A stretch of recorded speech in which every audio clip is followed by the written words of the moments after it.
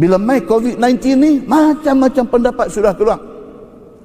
Tak mau ikut SOP yang ditentukan. Pasal apa? Pasal dia duk torah, dia duk reka, dia duk cari jalan, dia nak abang kata tak payah ikut SOP ni. Tuan-tuan, katalah kita tak ikut. Kita buat macam biasa, sembahyang semua rapat-rapat. Katalah buat macam tu. Katalah ia menjadi sebab kepada satu masjid ataupun 50% daripada orang yang ada ni terkena COVID-19 ni. Bukan sahaja kebodohan kita menyebabkan benda ni jadi lagu tu, bahkan dia membawa fitnah kepada agama. Muslimin dan muslimat yang dirahmati Allah sekalian, cerita suruh patuh SOP ni bukan cerita yang diputuskan oleh mufti-mufti Malaysia sahaja. Tuan-tuan, bukan mufti daripada Perlis sampai ke Sabah, Sarawak berbincang buat keputusan macam ni. Bukan, tuan-tuan. Ini keputusan untuk nak buat SOP ini melibatkan ulama satu dunia. Alim besar Syekh Al-Azhar di Universiti Al-Azhar pun kata macam ni. Imam Masjidil Haram, Masjid Nabawi pun kata macam ni. Ulama besar di Qatar, Dr. Yusuf Al-Qaradawi pun kata macam ni. Ini bukan soal Illuminati. Ini bukan soal agenda Yahudi. Tetapi ini diputuskan oleh orang-orang yang alim agama. Mereka buat keputusan macam ni. Semua sependapat suruh ikut SOP ni. Mereka bukan suka-suka kata buat macam tu, buat macam ni. Tetapi semua benda ni telah dibincangkan. Dan sebelum mereka buat keputusan, pihak-pihak yang berwibawa dah brief mereka dah. Saintis yang duduk dalam makmal, duduk buat kajian tentang virus, sudah bagi briefing dekat mereka. Doktor-doktor pakar yang terlibat dalam bidang-bidang ni secara langsung dah pergi bagi briefing dekat mereka. Hasil daripada semua benda ni mereka garapkan dan mereka buat keputusan SOP ni mesti dibuat. Pasal apa? Pasal COVID-19 ni cara katanya apa? Dia mesti diputuskan rantaian dia. Putus rantaian ni maksud dia apa? Kita jadi bagi dia tak ada peluang untuk nak pergi ke orang lain. Kita putuskan benda tu. Muslimin dan muslimat yang dirahmati Allah sekalian, demikianlah benda yang berlaku sebenarnya. Syarah hadis yang kita baca tadi, hadis yang sahabat kena batu, luka, balut, kemudian dia mimpi ni, syarah dia, dalam syarah dia kata apa? Ja'al Islam muyassiran wala mu'assiran yahfazu arwahan nas. Itu dalam syarah. Dia kata maksud hadis tu apa dia? Dia nak beritahu kata Islam ni mai nak bawa kesenangan dan kemudahan, bukan nak bawa kesusahan dan kepayahan.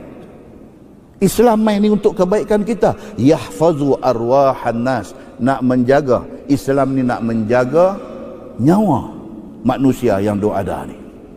Muslimin dan muslimat yang dirahmati Allah sekalian. Kesimpulan dia apa, tuan-tuan?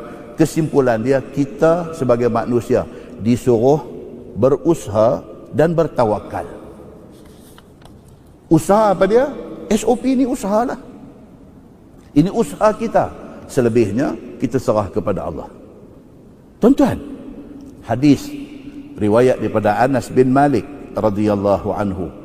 Dia kata qala rajul ya Rasulullah a'qiluha au atawakkal au utliquha wa atawakkal. Qala Nabi sallallahu alaihi wasallam i'qilha wa tawakkal. Hadis hasan riwayat Imam At-Tirmizi. Satu orang sahabat Nabi, dia main masjid nak semayang. Dia main naik unta. Zaman Nabi. Dia main, dia tengok Nabi tu ada. Dia kata dekat Nabi.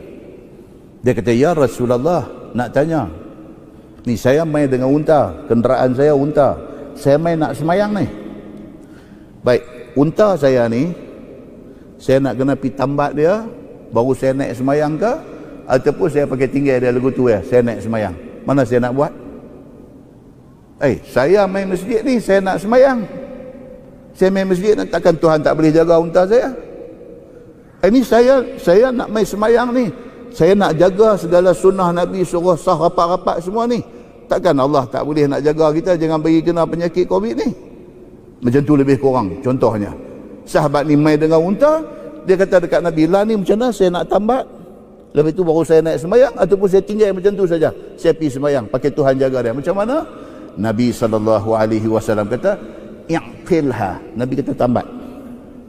Naik sembahyang, tawakal kepada Allah. Maksud dia apa? Islam walaupun nak main buat kerja ibadat, usaha hang kena ada. Usaha hang kena ada. Muslimin dan muslimat yang dirahmati Allah sekalian, kaedah dalam agama ada banyak. Di antaranya Nabi kata apa? La darar wa la dirar. Dalam kaedah fiqh kita duk mengaji, la darar wa la dirar. Maksud dia apa? Kita pun jangan cari penyakit, kita jangan jadi punca orang kena penyakit. Itu kaedah yang Nabi bagi tahu. Saddu zara'i', di antara kaedah fiqh dia kata apa? Saddu zara'i'. Islam ni dia nak tutup semua punca-punca nak jadi kerosakan. Kaedah fiqh kata apa? Al-wiqayah khairun min al-ilaj. Dia kata protection is better than cure. Kita protect benda ni daripada merebak, lebih baik daripada biar merebak pergi duk ubat leceh. Semua benda ni ulama-ulama besar dalam dunia dah bincang, dah duduk, dah dengar briefing daripada berbagai-bagai pihak. Maka akhirnya keluar keputusan yang kita semua duk ikut pada hari ini. Muslimin dan muslimat yang dirahmati Allah sekalian, setelah kita jaga semua benda ni, tiba-tiba kena juga COVID-19 dekat kita. Na'udzubillahi min zalik. Kita dah jaga dah, habis punya jaga dah, tiba-tiba kena juga benda ni dekat kita. Allah kata apa dalam Quran, dalam surah At-Taubah ayat 51, Tuhan kata, qul lan yusibana illa ma kataballahu lana. Katakanlah Muhammad dekat depa ni, tidak akan kena apa-apa musibah dekat kita, melainkan benda tu Allah dah tulis dah kita akan kena. Itu tak boleh buat apa. Tapi setelah kita jaga semua, tiba-tiba kena juga. Rupanya sudah tertulis kita nak kena. Dalam pada duk jaga tu, ada sekali dua kali kita tercuai, masa tu kena. Muslimin dan muslimat yang dirahmati Allah sekalian, kesimpulan kita nak abang apa dia? Kesimpulan satu, musibah COVID-19 ini benar-benar ada di dalam masyarakat kita. Kita doa mudah-mudahan Allah selamatkan kita. Satu, memang ada benda ni. Kita minta Allah selamatkan kita daripada musibah ini. Kesimpulan kedua, daripada terpedaya dengan macam-macam teori yang kita dengar pada hari ini, minta Allah Subhanahu wa taala bagi satu fahaman yang jelas kepada kita. Kita duduk dengar macam-macam. Pada waktu ni semua merepek apa semalam dia hantar mai kat saya satu video tu, dia ada 60 muka surat tuan-tuan. Orang putih punya cerita ni. 60 muka surat nak habang kata COVID-19 nothing, tak ada apa. 60 muka surat. Kononnya ditulis oleh orang-orang yang cerdik pandai, saintis-saintis yang memang duk buat kajian virus ni. Depa ni kata semua ni nothing. Hampa saja sudah kena tipu dengan orang yang tertentu yang depa ni ada agenda lain. Depa nak jual vaksin depa pergi create cerita macam ni. 60 bukti dikemukakan dalam viral tu. Kita minta supaya Allah Subhanahu wa taala tetapkan kita atas iman dan takwa. Dan yang paling penting tuan-tuan, yang paling penting apa dia? Ingat, benda ni pun mai daripada Allah. Allah sahaja yang boleh angkat dia pergi lain. Benda ni Allah yang hantar mai, dan Allah Subhanahu wa taala sahaja yang boleh angkat benda ni pergi lain.